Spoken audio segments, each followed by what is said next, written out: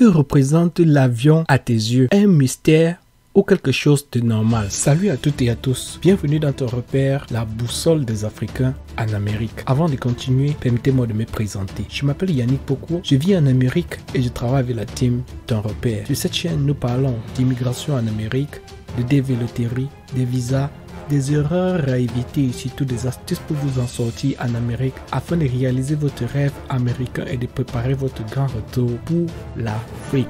Allez, let's go! Que représente l'avion à tes yeux? Un mystère ou quelque chose de normal? Pour ce jeune Africain, l'avion était, est et demeure une invention mystérieuse qu'il voyait souvent disparaître très haut dans les nuages. À l'âge de 10 ans, sa maman lui avait posé la question: quelle est ta profession de rêve, mon fils? Conduis l'avion, maman. Était sa réponse. Sa maman lui demande encore une autre question: es-tu sûr de pouvoir transporter une centaine de personnes à bord? Et lui alors très surpris et demande à sa maman: Comment ça? Il y a plus de 100 personnes dans l'avion? Et la maman éclata de rire. Alors vous comprenez que le jeune Africain était surpris. Il voyait toujours l'avion dans les airs, dans les distances, dans les nuages, mais il ne pouvait pas s'imaginer que l'avion pouvait transporter plus de 100 personnes. Alors là, il décide de se concentrer, de faire des recherches, de faire de l'électronique. Et c'est là donc qu'il commence à démonter tout genre d'appareils qu'il voyait à son chemin. Des montres, des téléphones, des radios et même leur propre téléviseur familial pour voir en direct les gens qui parlaient à l'intérieur.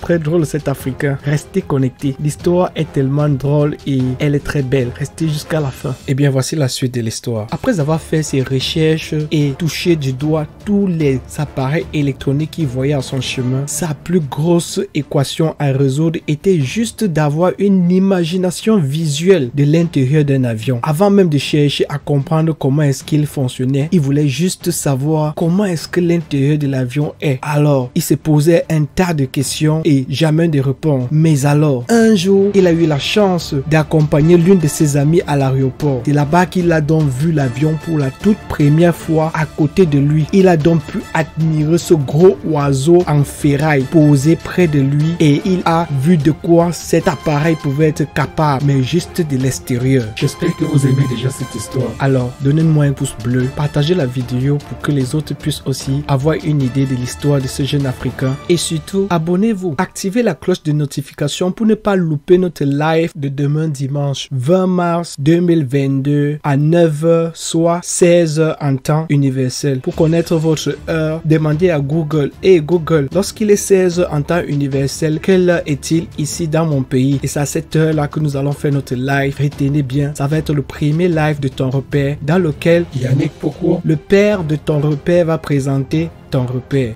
Allez, let's go. Après cette annonce, je suppose que vous avez perdu le fil de cette belle histoire. Et moi également. Alors, laissez-moi faire un petit récap. Eh bien, il s'agit de l'histoire d'un jeune garçon, un jeune Africain qui était émerveillé par l'avion, qui voyait toujours l'avion Comme un appareil mystérieux. et son rêve, d'après ce qu'il avait dit quand il avait 10 ans à sa maman, était d'être un conducteur d'avion. Ou alors un pilote en bon français. Mais finalement, il a eu la chance de se retrouver à l'aéroport un jour lorsque l'une de ses amies, connaissant son rêve et son vœu, l'a invité à venir l'accompagner à l'aéroport le jour qu'elle voyageait pour l'Europe. Donc, ce garçon est arrivé à l'aéroport et il a pu voir l'avion tout près de lui sans ses lunettes. Et là, il était dépassé. Il avait un tas de questions qui restaient toujours dans sa tête. Même comme il a vu l'appareil près de lui, il se demandait comment est-ce que l'intérieur est et il avait beaucoup de questions. Donc il a commencé à poser ces questions aux gens qui étaient autour de lui parce que son ami était déjà parti dans l'avion. Les gens voyaient qu'il était embarrassant et tout le monde le repoussait. Et là donc il s'est décidé: Ok, pourquoi est-ce que je me casse même la tête? J'ai mon amie qui a pris l'avion et elle est à l'étranger, donc je peux lui poser toutes les questions qui me tracassent dans le cerveau et puis elle va me donner les réponses. Mais ces questions alors, c'était des questions à couper le souffle. Très tôt le lendemain matin, le jeune Africain s'est rendu à une cabine téléphonique. Rappelez-vous, à l'époque, il n'y avait pas facilement accès à Internet, du genre WhatsApp, Facebook. Pour appeler nos confrères à l'étranger, il fallait aller dans un cybercafé ou une cabine et donner près de 300 francs à 500 francs pour appeler une minute. Le jeune confrère a donc décidé de prendre une partie de ses économies pour partir appeler sa copine qui se trouve à l'étranger pour pouvoir avoir des réponses à tous ces points d'interrogation qu'il avait dans la tête. Voici donc la suite de leur causée. Zeri. Allô Marie? Oui, mon petit, comment ça va? Ça ne va pas Marie. Depuis hier que tu es parti, j'ai des points d'interrogation qui sont alignés et qui défilent dans ma tête. Je voudrais que tu m'aides à répondre à cette question. Comme tu vois, tu as pris l'avion et moi je suis resté ici. Tu connais que je pense toujours et j'ai toujours l'intention d'être pilote. Je veux bien savoir qu'est-ce qui se passe là.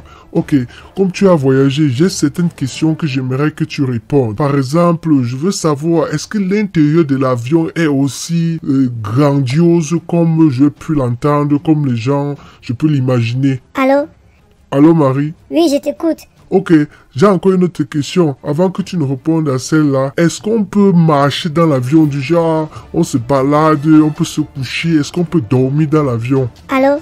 Oui Marie? Allô? Oui Marie, est-ce qu'on peut ouvrir la fenêtre de l'avion si on sent par exemple chaud ou prendre de l'air? Je ne sais pas. Peut-on boire de l'alcool dans l'avion? Est-ce que quelqu'un partit là avec sa bière et boire dans l'avion? Marie, j'ai tellement de questions. Y a-t-il les toilettes dans l'avion? Et si quelqu'un veut se mettre à l'aise, il fait comment? Il chie dans le plastique, il rentre avec ou bien il jette par la fenêtre? Oh Marie, j'ai trop de questions. Ok, y a pas de problème. Pose tes questions et je vais voir si je peux les répondre. Allô Marie, tu m'écoutes? Oui, je t'écoute très bien. Continue. Je suis en train de prendre une note par rapport à tes questions. Après, je vais voir comment je vais les répondre. Marie, par rapport à la question de savoir s'il y a les toilettes dans l'avion, laisse l'autre là, j'ai déjà la réponse. Quelqu'un m'a dit qu'il y a les toilettes. Mais je suppose que lorsqu'on fait caca ou bien on fait pipi là, ça se verse et ça s'échappe partout dans l'atmosphère, dans l'air, n'est-ce pas? Bon, j'ai encore une autre question. Est-ce que lorsque on prend l'avion, comme on dit qu'il faut soit marcher le chewing-gum ou bien arrêter une balle de tennis là pendant le décollage et l'atterrissage de l'avion, est-ce que l'autre là est vrai? Tu avais aussi fait ça, Marie. Bon, j'ai encore une autre question, Marie. Et on dit qu'il faut mettre le téléphone en mode vie, ou bien c'est quoi là, en mode avion. Donc, si on ne met pas le téléphone en mode avion, ça va effacer tous les données dans ton téléphone. Pourquoi même on dit de mettre ça en mode avion? Marie, j'ai trop de questions, je ne sais même plus. Hein. Mon frère, tu as trop de problèmes. Attends, d'abord, je réponds aux premières questions. C'est trop de questions, mon frère. Non, attends, Marie, attends, je finis avec mes questions. Parce que si je ne pose pas toutes les questions là maintenant, je vais oublier. Attends, je finis, après tu vas répondre, pardon. Ok. Tu sais quoi, frère? Je vais répondre à toutes tes questions. Et sans te mentir, tout ce que tu as imaginé ou alors toutes tes questions là, c'est exactement comme ça que l'avion est. C'était très cool. J'ai fait un très bon voyage. Et à présent, je suis fatiguée. J'ai envie de me reposer. On va en parler après, ok? Ok, Marie, bye. Ok, bye. Le crédit finit même déjà. Bye. Merci. On va me caler ici, là, dans la cabine. Ok, bye. Je ne sais pas si dans cette chaîne, il y a des personnes tout comme ce jeune Africain qui posent des questions à leur connaissance pour savoir comment était leur voyage, pour savoir en détail quittant de son pays jusqu'à arriver, quelles sont les différentes étapes, les obstacles et le goût de l'intérieur de l'avion pour la première fois. Vous avez déjà eu ce genre de questionnement sûrement si vous avez eu à voyager. Ou alors vous qui n'avez jamais voyagé, sûrement vous avez eu à poser ce genre de questions. Chers voyageurs, chers confrères, je vous invite à donner des réponses à ce genre de questions. Si quelqu'un vous pose des questions un peu du genre, si on veut dire entre guillemets, des questions bêtes, donnez-leur des réponses.